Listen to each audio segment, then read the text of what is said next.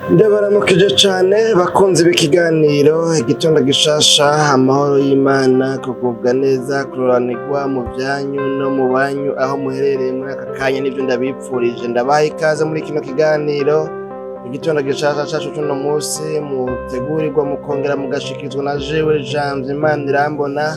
Nk'uko mubimenyereye, nk'uko muvyumva, nk'uko mubibona, jewe nongeye kugaruka ngo dusangire aya majambo y'Imana afise abonekana mu cete canke mw'ikete canke mw'ibaruwa rya kabiri Pawulo yandikiye ishengero ry'i Korinto. Dusoma mu gice ca gatandatu, duce dusoma imirongo ibiri ya mbere, hanyuma dukuremwo amajambo dusangira muri uno mwanya, kumva utaza kubona muremure, mbere wanashaka bidukundiye. Hanyuma dusenga Imana twumvise ico Imana itugomba ko, idushaka ko, ivuganye n'imitima yacu biciye muri ano majambo. Aya majambo avuga ngo, kandi ko dukorana nayo turabinginga ntimuherwe ubuntu bw'Imana gupfa ubusa, kuko yavuze iti mu gihe co kwemererwamwo ndakumvise, no ku musi wo gukirizwako ndagutabaye. Ehe none ni igihe co kwemererwamwo, ehe none ni umusi wo gukirizwako. Imana yacu nihimbazwe. Bene data bakunzi ba kino kiganiro igitondo gishasha, n'aya majambo tugomba ko dusangira, turabire hamwe aya majambo ico atubwira. Atubwiye igihe co kwemererwamwo n'Imana, igihe co kwemererwamwo n'Uhoraho. Imana yacu ihimbazwe. Hariho ibihe bivanye n'ingene vyateguwe, n'ingene vyatunganijwe, aho usanga umuntu ashatse gushika ku kintu, ashatse gusaba umubonano, ashatse gusaba ikintu, ashatse gukora ikintu, ariko mugabo bikabonekana yuko uyu muntu igihe camurenganye, bikabonekana yuko uyu muntu novuga ngo yacerewe, yaje hamaze kurengerana, yaje igihe camaze kurengerana. Imana yacu nidutabara. Ibintu nta wozirora, nizera yuko uburorero ari bwinshi. Abarimyi barabizi, iyo imvura iguye habaho ukuntu imvura igwa, hanyuma hakabaho igihe co kurima, igihe co guteragira, mu nyuma hakaza igihe co kubagara, hakazoza igihe kumbure novuga ngo co gusoroma. Ibihe bikagenda birakurakuranwa. Rero iyo umuntu yacerewe akabiba imbuto ziwe, agateragira imbuto ziwe, ariko igihe co kubiba, igihe co guteragira camaze kurengerana, ni ukuvuga yuko uyu muntu umurima wiwe nta kintu aheza ngo azowuronkemwo. Kubera iki? Kubera yuko yabikoze igihe carengeranye. Imana yacu nidutabare. Rero ngaha tubonye ngo ntimuherwe, ni ukuvuga ni Pawulo ariko aringinga ab'i Korinto, ababwira ngo turabinginga ntimuherwe ubuntu bw'Imana gupfa ubusa, ntimuhabwe opportunité maze ngo iyo opportunité muyipfishe ubusa, ntimuhabwe occasion hanyuma ngo muyipfishe ubusa, muyipfuvye.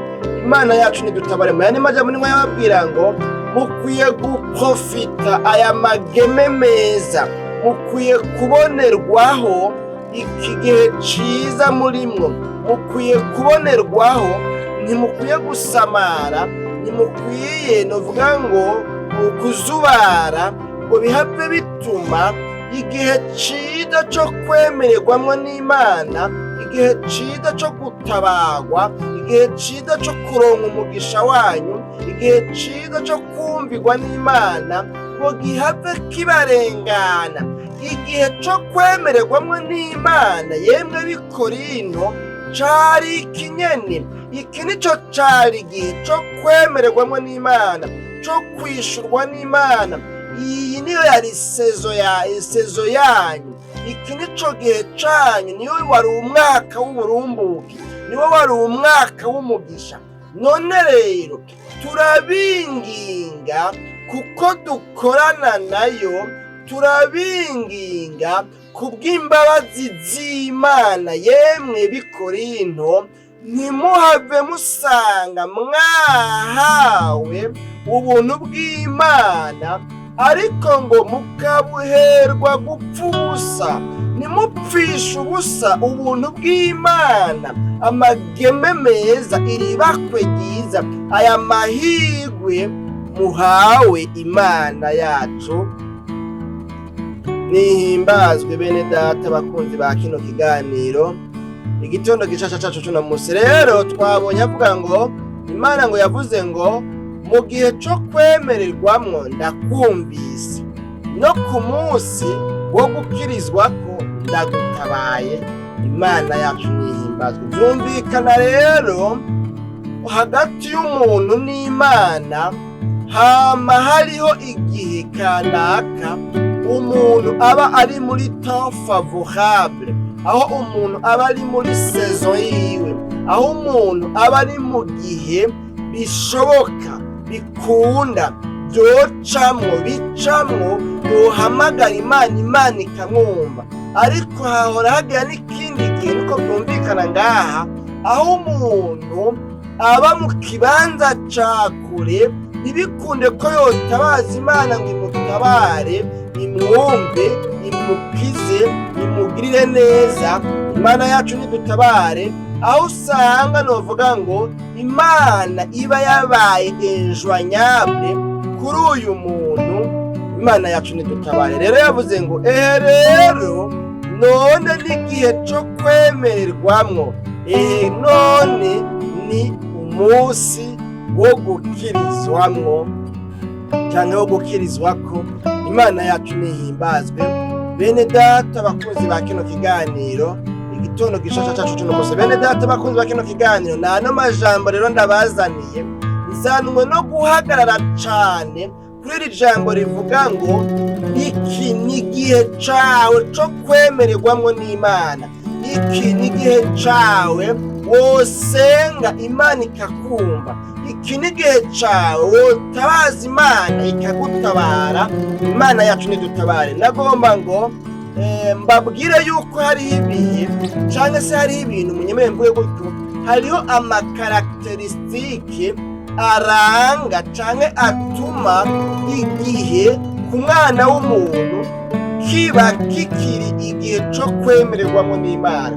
Ikintu ca mbere mu bintu bituma tuvuga ngo iki gihe kiracari igihe co kwemererwamwo n'Imana kuri jewe, mu bintu bituma tuvuga ngo iki gihe kiracari igihe co kwemererwamwo n'Imana kuri wowe wumvise kino kiganiro, wowe wumvise iri jambo, ikintu ca mbere gihambaye gituma umuntu ashobora kuvuga ngo kiracari igihe co kwemererwamwo n'Imana, nuko umuntu aba akiri muzima. Imana yacu nidutabare, kuko nta gakiza inyuma y'urupfu, nta kumbigwa, nta n'ugutabarwa ku mwana w'umuntu inyuma y'urupfu, inyuma y'ugupfa kwiwe. Umuntu apfuye biba biheze, ntibiba bigikunda yuko ashobora kwemererwamwo n'Imana. Ntikiba kikiri igihe ciwe favorable ku Mana, ntikiba kikiri igihe novuga ngo ni saison yiwe, oyaye, ntikiba kikiri igihe ashobora gutabaza Imana agatabarwa, ntikiba kikiri igihe Imana ishobora guhindura amateka. Iyo umuntu yapfuye yagiye, aba yagiye, bahambye bagashira hariya, novuga ngo iyo bashira abandi hariya, novuga ngo mw'itongo ry'abapfuye akitwa umuhisi. Uyo muntu igihe ciwe co kwemererwamwo n'Imana kiba giheze, kiba kigarukiye ngaho. Imana yacu nidutabare. Bene data bakunzi ba kino kiganiro, igitondo gishasha. Rero ndabona kuvuga ngo ikintu ca mbere cerekana yuko jewe ndiko ndakubwira ano majambo nkiri mu gihe co kwemererwamwo n'Imana, nuko ngihumeka izi mpemu z'abazima. Kuba ngihumeka ntaco bitwaye ibyo maze iminsi ncamwo, ntaco bitwaye ibyo nahuye nabyo, ariko kuba ngihumeka ndacari umukandida ku mahirwe y'ubuzima. Imana yacu nidutwara inzangwa nawe no kukubwira ngo kuba ugihumeka, kuba ukiri muzima, kuba utari umuhisi, kuba ushoboye kumva n'amajambo mazima, kuba utari igipfamatwi, kuba ugikanura, kuba ukigendagenda, kuba ukibasha guteranura akanwa kawe, ukagoborora ururimi, ukavuga, ukatura ibyaha byawe, ugahamagara Imana, ukinginga Imana. Ico ni ikintu gihambaye ca mbere cerekana yuko kino gihe kikiri igihe co kwemererwamwo n'Imana. Sinzi ibyo waciyemo, sinzi ibyo umazemo iminsi, sinzi intambara uri kuragwana, sinzi amakuba n'amageragezwa uri kuracamwo, sinzi ibiguhangayikishije, sinzi ibiguhanze, sinzi ibikubujije amahoro, sinzi novuga ngo umusozi mu ruhanya uri kuraduga, uvuga nka wa mukristo avuga ngo nagira ngo ndawuminuke, ariko amageragezwa nayo aguma kwega ansubiza inyuma. Ariko uyu mukristo yavuze ngo kuko iyi nzira ariyo nzira ija mw'ijuru, nanje niyemeje kwiyamamura abahanuzi b'ibinyoma, ibimpanura gusubira inyuma, ibinca intege, ibindekuraja. Ibyo byose nafashe ingingo yo kubyiyama kugira ngo mbone kubandanya. Imana yacu nidutabare. Sinzi rero umusozi uri kuraduga w'amageragezwa, w'ubukene, w'indwara, w'uruvugo, w'uruhamo, w'ubushomeri, kumbura n'ibindi byinshi. Imana yacu nidutabare. Hari abo usanga bafise intambara z'ibitero, imiyaga mibi, ababaroga, ababaha amashano, ugasanga imizimu yo mu gisoko no mu gisokuruza, bya bindi bavuga ngo abadayimoni, ugasanga niyo ntambara agwana iminsi yose. Sinzi rero ibigukikuje bikwereka ko umengo ubwawe bwaheze, bikwereka ko umengo ivyizigiro vyawe bikwiye kugarukire ngaha. Sinzi bimaze iminsi bikwereka yuko akaba kabaye ari nyene nta kigenda, ntibigishoboka, ntibigikunda, ntibishobora gucamwo. Imana yacu nidutabare bene data abakozi ba kino kiganiro igitondo gishasha. Ariko nzamwa no kukubwira ngo biracashoboka, iki kiracari igihe co kwemererwamwo n'Imana. Iki gihe kiracari igihe bikunda, kiracari igihe vyoshoboka, kubera yuko ukiri muzima, kandi abakiri bazima bose, abagihumeka impwemu z'abakiriho, baba bagifise ivyizigiro vyo gutabarwa, baba bagifise ivyizigiro ko ibintu bigenda neza. Kiba kikiri igihe co kwemererwamwo n'Imana, kandi kiba kikiri igihe co gukirizwako n'Imana. Imana yacu nidutabare bene data bakunzi ba kino kiganiro igitondo gishasha. Ikindi kintu kigira kabiri gituma umuntu avuga ngo kiracari igihe co kwemererwamwo n'Imana, ni kubera inzambi itaravuga. Imana iracari ku ntebe y'imbabazi. Ikiri ku ntebe y'imbabazi rero ni ukuvuga ngo iracakira amakandidature y'abantu baje kudepoza bipfuza kwemerwa nayo, bipfuza kuba bari mu byaha, bipfuza kuja mu ruhongore rw'abana b'Imana. Imana iracari ku ntebe y'imbabazi. Niyo mpamvu ubutumwa bukivugwa bigakunda. Igihe itazoba ikiri ku ntebe y'imbabazi, n'abantu bogerageza kubyishakisha ntibizokunda. Muri kino gihe birakunda ko umuntu aba yibereye mu ntege nke, aba yibereye mu bugaragwa, akaba yabuze n'ijambo yosigura. Abandi bavuze ngo wabuze ijambo usigura, ucuva gusoma muri Matayo 5 ukavuga ngo muri Matayo 5 gacuvayo. Imana yacu nidutabare. Ubu rero yavuze ngo ntibyumvikane ngene ngo wobura aho usoma utuma muri Matayo 5. Rero muri kino gihe birashoboka yuko umuntu yovyishakisha akabivuga ata n'ibyo afise, akabirondera, agafatafata, agatorateranya amajambo, akatubwira, akaba yomara n'isaha yose. Imana yacu nidutabare. Bene data bakunzi ba kino kiganiro, akagaragaza kutwemeza, akagaragaza kutwereka yuko ari connecte mu mbaraga, ariko mugabo iyo bikurikiranye neza, cyane cyane uri mu melancholique. Ku bantu bakurikiranye ibiganiro kumbure tumaze iminsi tubashikiriza bijanye na kameremere z'abantu canke imero z'abantu, amatamperama y'abantu, umugwi w'abamelancholique. Twabonye ko abantu ngo bakaza cane ikintu cyo kwanaliza, cyo gushishoza, cyo kuraba utudetaye, cyo kwihweza ibintu n'ibindi, cyo gutohoza, cyo kwimba mu mizi, barondera akantu kose koba kinyegeje mu kintu k'amanyanga katameze neza. Imana yacu nidutabare. Rero nubwo umuntu yovyishakisha muri kino gihe bigakunda, yego kandi wanashaka tukanabiraba tukanabibona yuko uyo muntu ari ibintu ariko ararondera, ariko arafatafata, atari ibintu bizima biri muri we. Ubu naho umuntu yobigira bigakunda, ni kubera Imana ikiri ku ntebe y'imbabazi. Igihe inzambi zobivuze, Imana ivuye ku ntebe y'imbabazi, bihave rero yinjira mu kiringo cyo gucira imanza amahanga yose. Ico gihe umuntu wese azobimenya, uzoba yasigaye azobimenya ko ibintu byahindutse, amazi atakiri yayandi, kitakiri igihe cyo kwemererwamo n'Imana. Umuntu azovyumva, bizozima muri we, hazobaho kubura amahoro, hazobaho kwicuza, hazobaho kwihebura, hazobaho kwiganyira. Ico gihe ntibizokunda ko umuntu avyishakisha ngo asome Bibiliya ayisomera abantu. Imana yacu nidutabare. Rero ikindi kintu ca kabiri gituma umuntu avuga ngo biracashoboka, ikindi kintu ca kabiri kitwereka yuko kikiri igihe co kwemererwamwe n'Imana, ni kubera yuko inzambi itaravuga, Imana ikiri ku ntebe y'imbabazi. Imana icakira umutima wose wisunze umwana wayo.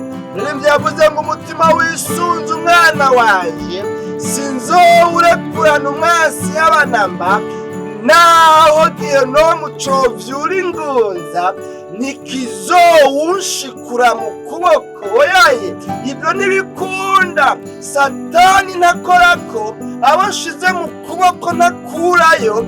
Imana yacu nidutabare. Kubera yuko Imana ikiri ku ntebe y'imbabazi, kubera yuko inzambi itaravuga, kubera yuko Imana igiteze ibiganza amasengesho y'abayisenga y'abayambaza, ivyo bituma tuvuga ngo kiracari igihe cyo kwemererwamwe n'Imana. Biracashoboka yuko ibintu bihinduka, biracashoboka yuko Imana itwemerera ibyo tuyisenze. Kiracari igihe cyo kwemererwamwe n'Imana. Uracari umunsi wo gukirizwako. Mwene data mukunzi wa kino kiganiro igitondo gishasha, ngenzwa no kugutera intege, ngenzwa no kukwankuraja, ngenzwa no kukubwira ngo shishikara, bandanya. Kiracari igihe cyo kwemererwamwe n'Imana. Nubwo hari ibiguca intege, nubwo hari ibimaze iminsi bigusubiza inyuma, nubwo hari ibyo uraba ukabona umengo ntibifise inyishu, ukamengo ni ibibazo bidafise inyishu, ariko nzanywa no kukubwira muri kino kiganiro igitondo gishasha cyacu cy'uno munsi yuko iki kikiri igihe cyo kwemererwamwo n'Imana. Imana yacu nidutabare. Bene data bakunzi ba kino kiganiro,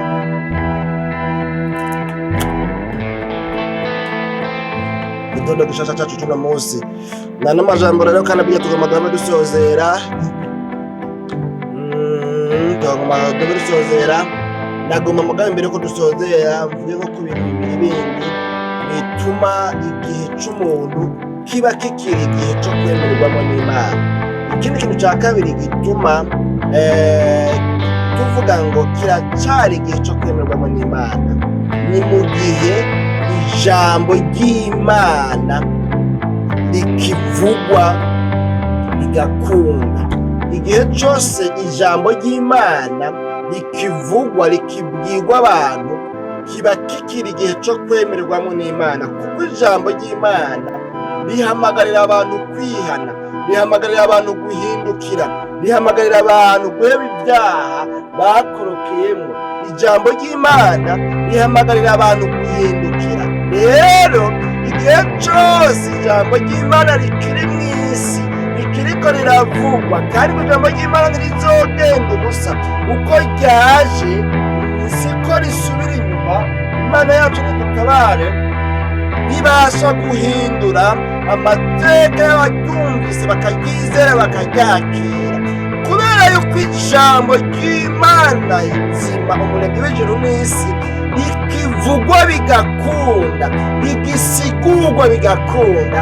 Iri jambo rituma twemeza dushize amanga yuko osirontake rizoba rikiri mu isi, kizoba kikiri igihe cyo kwemererwamo n'Imana. Igihe ritazoba rikivugwa mu isi, ntikizoba kikiri igihe cyo kwemererwamo n'Imana, kuko iri jambo niryo rinyegejwemo ubutumire bw'Imana ku mwana w'umuntu, aho Imana imutumirira imuhamagara kuyizako biciye mu kumvira icyo ijambo ryayo rimusaba. Icyo nacyo ni ukwihana ibyaha, umuntu agashira mu ngiro icyo ijambo ry'Imana rimusaba. Imana yacu nidutabare. Bene data bakunze ba kino kiganiro, igitondo gishasha cyacu cuno munsi, ikindi kintu bigira kane muri bino bintu ndiko ndavuga yuko bituma twemeza yuko kikiri igihe cyo kwemererwamo n'Imana, ikiri sezo yacu, ni mu gihe mpwemu yera kiri mu isi. Igihe cyose mpwemu yera akiri mu isi, kiba kikiri igihe cyo kwemererwamo n'Imana kuri buri muntu wese akiriho. Twabonye ko icambere ku mwana w'umuntu ni uko daboro aba akiriho. Ubwa kabiri ni uko Imana iba ikiri ku ntebe y'imbabazi, iba icemera kandidatire y'umuntu adepoje ibyaha bye, bavuga ngo Mana ibi byaha ndabizanye, nubihindure, nubifute, nubikureho. Dosiye yanje yari yanditsemo ngo nimpfe nicwe n'ibyaha nakoze, uyihindure ukundi simbe ngipfuye. Igihe rero Imana ikiri ku ntebe y'imbabazi, ni ikintu kigira kabiri. Ubwa gatatu ni mu gihe ijambo ry'Imana rigitumwa mu isi, Imana ikirungika ijambo ryayo mu isi, kuko mu ijambo ryayo hanyegejwemo invitation, ubutumire bw'Imana. Imana itumirira abantu bayo ngo bayize kubihane, kuko kiba ari igihe cyo kwemererwamo n'Imana. Ikintu cya nyuma muri bino bintu bine mpisemo kuvugana namwe, kitwemeza yuko kikiri igihe cyo kwemererwamo n'Imana, ni mu gihe mpwemu yera akiri mu isi. Mpwemu yera ni umurongozi w'abana b'Imana, kandi mpwemu yera niwe atumenyesha ibiri mu mutima w'Imana. N'iri jambo ry'Imana riri mu isi kubera ko rizanwa na mpwemu yera. Mpwemu yera niwe azanira ijambo, niwe azana ubutumwa bwiza, niwe azana mesaje ivuye mu ijuru akayishikana ku bana b'abantu, hanyuma akemeza abantu, agasigurira abantu, bakanyugwa, bakihana, bagahindukira. Imana yacu nidutabare. Ibyo bintu bine byose rero bitwemeza kandi bitwereka yuko kikiri igihe cyo kwemererwamo n'Imana. Imana yacu nidutabare. None rero n'ano majambo tugomba dusenga Imana, tugomba tugarukize ngaha kino kiganiro. Sinzi ibihe rero umazemo iminsi, sinzi intambara uri kuragwana nazo, sinzi ibikuruhije, sinzi ibikuremereye, sinzi ibituma wiganyira, sinzi ko hageze igihe wumva amajwi akwemeza neza yuko utoba ugikira, utoba ugikizwa, utoba ugihinduka umwana w'Imana. Sinzi ko ari intambara y'amageragezwa ubona umengo ntibigikunda, nta nyishu y'ibibazo ufise ikiboneka, ariko nzanywe no kukuvuga ngo iki kiracari igihe cyo kwemererwamo n'Imana, kubera yuko bino bintu bine byose bikihari.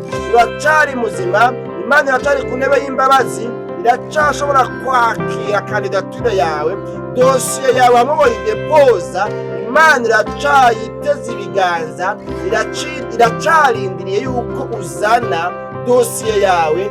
Ica gatatu, ijambo ryayo rinyegejwemo ubutumire, riduhamagarira, riduha audience n'Imana, riduha umubonano mu biro by'Imana. Iryo jambo ryayo riracatuma mw'isi, riracari mw'isi, rihamagarira abantu guhindukira. Ibyo bintu byose hiyongeye koko mwemu yari akiri mw'isi, akiriko arakora ibyo ngomba kuvuga. Misiyo yiwe mw'isi ikihari, ni ukuvuga ngo biracashoboka. None rero utitaye ku byaguciye intege, utitaye ku ruhombo wagize, utitaye ku bituma wihebura, utitaye ku bakubwiye ngo ntaco uzovamwo, utitaye ku kuba warapine, waragerageje bikanka, ukadandaza bikanka, ukarima bikanka, ugasaba akazi bikanka, ukadepoza henshi bikanka, ukagerageza kwiga bikanka, ukagira amaformasiyo bikanka, Imana yacu nidutabara. Utitaye kuri ibyo byose, nzabona kukubwira ngo shishikara udodore, shishikara wiyegereza Imana, shishikara udepoze dosiye yawe, shishikara umenyesha Imana ibyo uyigombako. Nimba ari ibikorwa naho shishikara ukore, kubera yuko kiracari igihe cyo kwemererwamwe n'Imana. Kandi uyu ni umunsi wo gukirizwako. Imana yacu nidutabare, niwizere iri jambo, urabona igitangaza c'Imana, urabona yuko ari umunsi wo gukirizwako. Ibibazo vyawe vyari vyarabuze inyishu, igiye gutorerwa inyishu n'iri jambo ry'Imana, rizabonaho gusubizamwo intege rikubwira ngo kiracari igihe co kwemererwamwe n'Imana. Uyu munsi ni umunsi wo kwemererwamwe n'Imana. Niwihane ibyaha byose byogutandukanya n'Imana, byotuma utemerwa n'Imana, hanyuma ibihe vyawe vy'impemburo vyiza bironka ingene bigushika ko bivuye mu nyonga z'Imana. Kuko uyu munsi nyene ni umunsi wo gukirizwako. Iki gihe ni igihe co kwemererwamwo n'Imana. Iyi sezo ni sezo yawe nawe. Birakunda ko imvura y'umugisha yogwishwa mu ndimiro z'umutima wawe, no mu bikorwa vyawe, no mu muryango wawe, no mu maproje yawe, maze ibintu bigacamwo kandi vyari bimaze igihe kirekire vyaranse gucamwo. Iki ni igihe co kwemererwamwo n'Imana. Ntiwemerera amajwi aguca intege, akubwira ko bitazokunda, akubwira ko wagerageje bikanka. Ahubwo shishikara ugerageze, shishikara usatire, shishikara ukore, shishikara ushiruke umwete, kuko iki ni igihe co kwemererwamwo n'Imana. Nano majambo rero n'abahirwe abantu bavyizera, bakavyakira, bakumva ko ari bizima muri bo, bakumva ko bemejwe neza yuko ari igihe co kwemererwamwo n'Imana. Aba bantu bica bigenda neza, Imana ibinjiza mu mugisha wabo, kuko ni igihe cabo co kwemererwamwo n'Imana, kandi n'umunsi wabo wo gukirizwako. Mugabo abantu bumvira amajwi abaca intege kubw'ivyo bamaze imisi bacamwo, kubw'intambara bamaze imisi bagwana, aba bantu n'abahombe bumvira amajwi abaca intege, nyawihebuza, abihebuza abereka yuko atakizovamwo. Aba bantu baca baba abahombe kubera ntibikunda yuko bashikira ibihe vyabo vyiza vy'umugisha vyo kwemererwamwo n'Imana. None rero twama dusenga Imana, ico Imana ikugombako nuko udacika ivutu, nuko udacika intege, nuko utihebura, nuko novuga ngo utadendebukirwa, ubone ko umenye igihe cawe carakurenganye. Wapi, igihe cawe co kwemererwamwo n'iki nyene. Ibituma kiba igihe co kwemererwamwo n'Imana twabibonye, kandi ivyo vyose biracahari. None rero ko bigihari, nawe rero birashoboka ko wemererwamwo n'Imana, niwemera ukishikanira Imana uko uri kose, hanyuma Imana ukayisaba ngo ikweze gutunganye, hanyuma ube mu bihe byawe vyo kwemererwamwo n'Imana. Dusenga Imana tugusura mu kiganiro gitondo cacu gutaha. Mwami w'abami Yesu, tugushimiye cane kubwana amajambo twumvise, tubwiye ko ari umunsi wo kwemererwamwo nawe, ko ari igihe co kwemererwamwo nawe, ko ari sezo yacu, kandi ibituma kiba igihe co kwemererwamwo n'Imana bikihari, bikwiye kandi vyuzuye. umuntu yumvise n'amajambo akayizera akavuga ngo Mana mbabarira rero nsanzwe namaze gufata ko kino gihe atari igihe cane co kwemererwamwo nawe, none rero mbabarira, nariyebuye, nariganye, nasuje umutima, nahangarije umutima kure, mbere naranacumuye, hari n'ivyaha nakoze ndiko ndigwanira, kubera mbona ko igihe co gutabarwa kwanje candenganye. Umuntu asavye imbabazi umwezi umutunganye, ibisigaye umushoboze gushishikara ashikame ashize amanga, kandi agumane ivyizigiro, kubera ko iki ari igihe ciwe co gutabarwa, maze umugirire neza, umubere nyinshi muri byose na hose, mw'izina ryawe ryera Kristo Yesu, nitubisabye tuvyizeye, amen.